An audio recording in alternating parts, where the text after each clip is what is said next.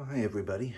Hope you're doing well on this very late Saturday night. I probably should be sleeping, but can't sleep, so I'm here. Work kind of odd shifts sometimes, and when it's between two really long shifts, it's very hard to get to sleep. A lot like it was uh, in the old days between I used to do some very late gigs and then work the next morning. It's always kind of psychologically hard. Anyway, I thought I would answer a question somebody had I work with had asked me about a video I posted a little while ago, the Vince Gill cover, and about Mark Knopfler's influence on it. And so I guess this is kind of like a mini guitar lesson. We'll call it that. And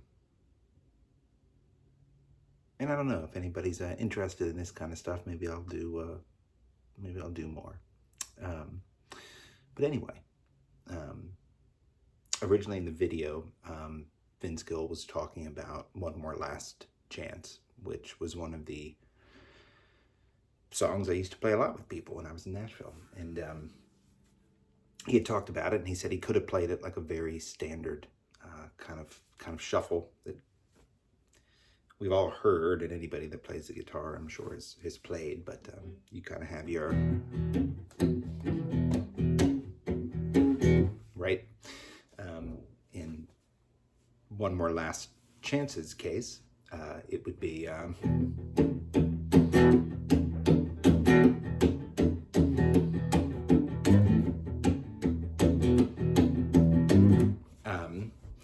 That's kind of the riff, very normal riff. We've all played it in bars 1,000 times, right? I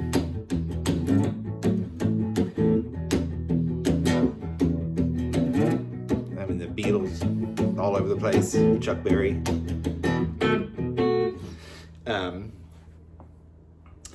Now, I primarily play fingerstyle. I hardly ever use a pick, or I use my fingers like a pick, which is another thing I'll talk about in another video. But a lot of Mark Knopfler's style, he uses his fingers, but it's in a very specific way, I think.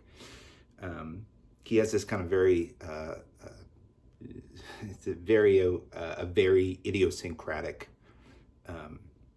pattern he uses. And it's always like this. So it's always his thumb, and then it's two fingers. So he hits with the thumb, and then he plucks with the fingers, hits and plucks, right? So very slowly it becomes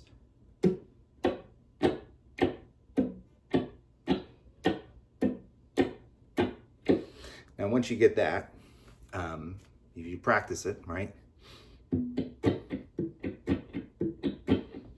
you can slow it down, you can speed it up, you can do parts of it, right? That's the first part. What ends up happening when you use your fingers to pluck is your shuffle, right, becomes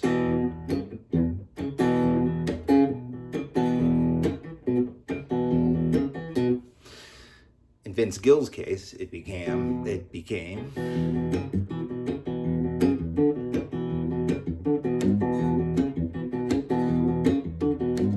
something like that anyway, which definitely has, I think, a lot more kind of swagger to it. I think he was right. It's cool. The interesting thing about the Knopfler thing, when you get into it, is once you get that pattern down, you'll find out that you can do a lot of Dire Straits' stuff. Even if you look at the rhythm to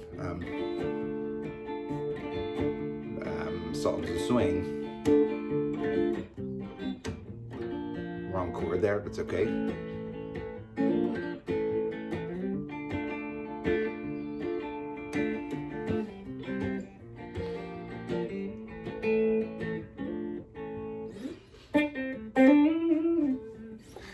Anyway, when you think about my personal favorite, Money for Nothing, it's all based around that pattern, right?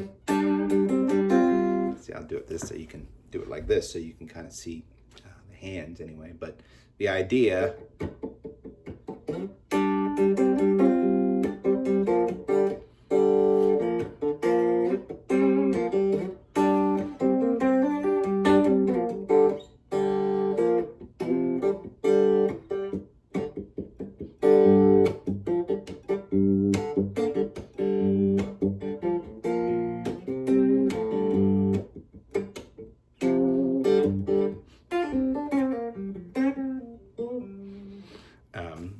it's all that pattern. So anyway, quickly, before it gets too long here, when we go back to our shuffle with the hands, what you're focusing on is trying to get that pattern to work with your shuffle, with what you're trying to do. It doesn't have to be perfect. It can honestly be pretty messy. It sometimes, if it's too perfect, it doesn't sound quite right. It needs a little messiness to really get that kind of country, kind of honky-tonk thing that it had.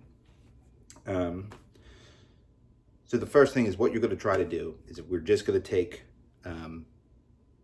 the low E chord, and I'll do it, and then at the end I'll go through so you can see how it would work with the song. But when we have our low E chord, or E power chord basically, and our shuffle rhythm,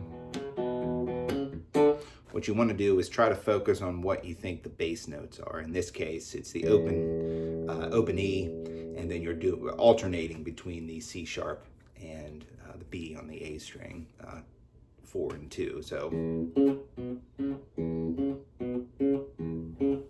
super simple. You can even change it up sometimes.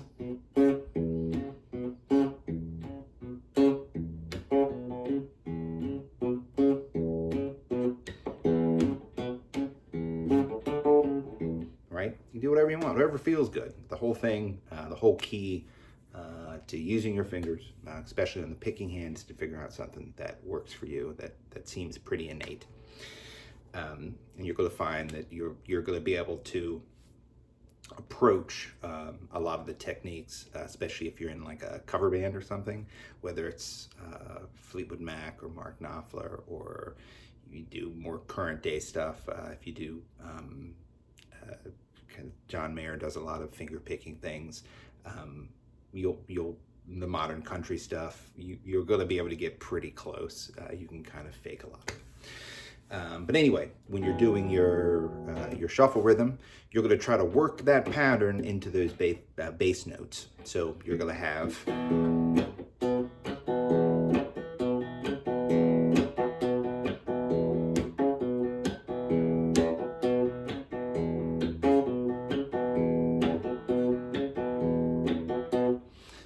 and I'm hitting the low E with the thumb, and then the two fingers are kind of anchored on the A and the D string. And so you're just going to play with that. You're just going to keep doing it until you find something that feels right, you know. You can start simple.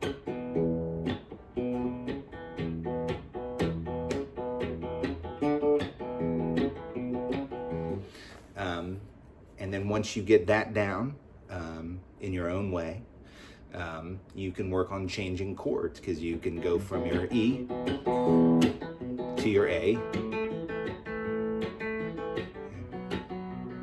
can keep the same pattern on your B to your A. And you almost got the whole song there. And no matter what song you're doing, you can use the same pattern.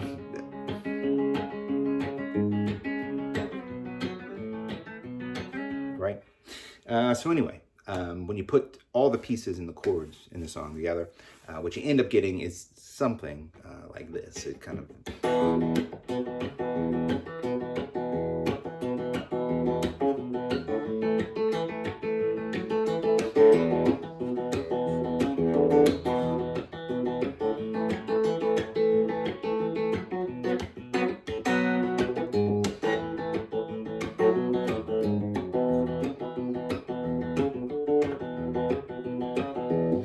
something like that, anyway. So So anyway, I hope that helps. Hope it makes sense. Hope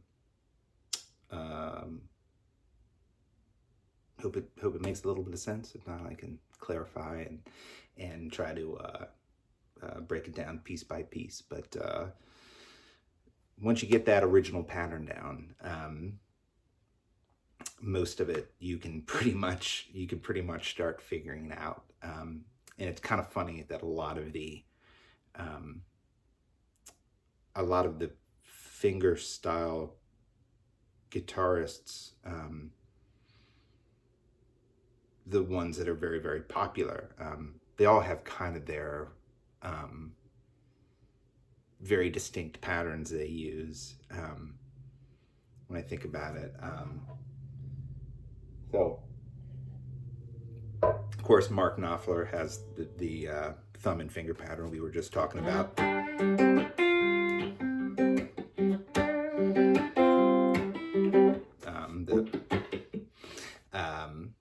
Lindsey Buckingham plucks the strings more, but it's still very, very rhythmic, but he almost always has his thumb going.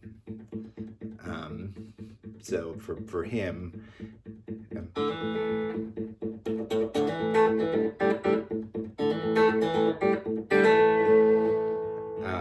and it's all just about figuring out some way to get that thumb going. If you took the approach and just moving over standard chords, just once again, the power chords everybody knows.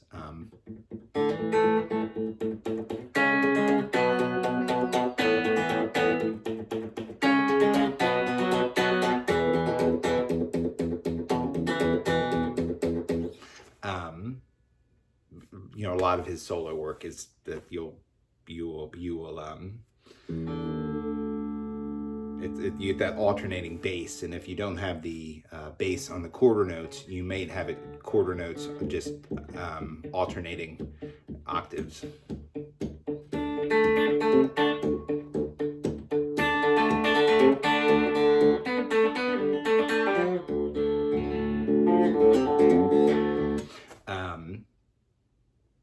Of course, the standard, what they call it, Travis alternating picking.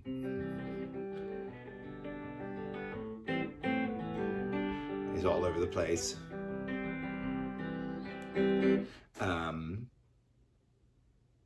But I'll go in depth more in another video. But I've always felt that using my fingers, you can do most things you can do with a pick once you get kind of the hang of it. Worked well for them. Of course, worked well for Wes Montgomery, another one of my favorites.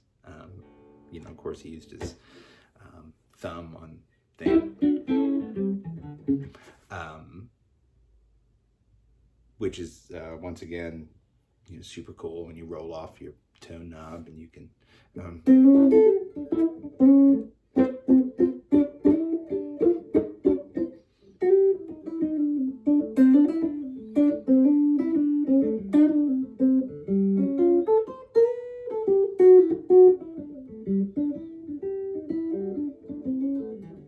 Anyway, I don't know what I'm doing.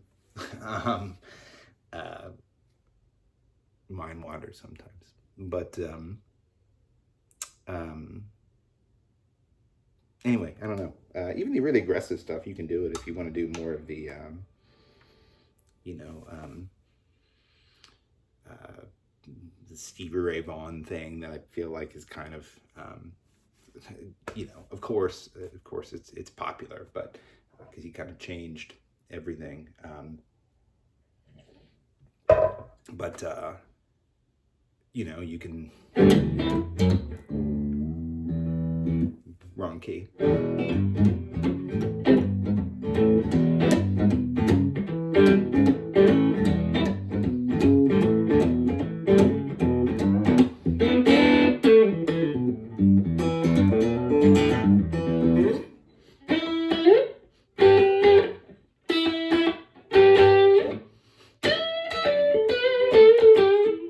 You can just hit it with your nails if you really need to use a pick sometimes.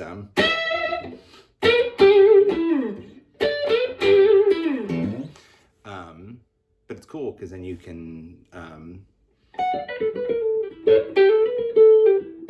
really have your dynamics kind of more so, because the pick is such a huge amplifier that I feel like when you use a pick, it gets much harder to kind of control your dynamics over the course of the evening, especially when you really want to really power through. So for like me, a lot of times, I'm rambling here. I'll probably have to stop this in a minute and try to get some sleep, but if you're so we took something like Old Love by Eric Clapton. We just took the chord progression, just A minor, D minor 7, and then C and a G, right?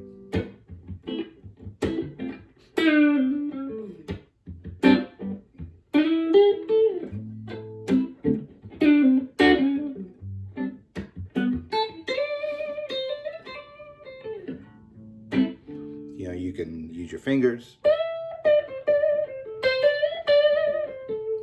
but when you really need to, when that bridge pops in,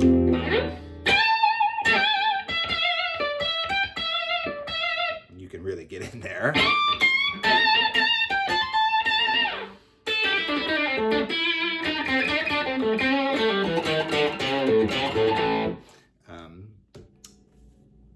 And then you can go right back. So I like it. I do it pretty much all the time now. But anyway, I've rambled long enough. Hope this helps you out there. Anybody ever wants to see out there, let me know. I'll make a video about it or a blog post or something. I've been trying to do some more things lately. Anyway, hope this finds everybody well. Thanks for listening. And well, I'll see you next time. Bye.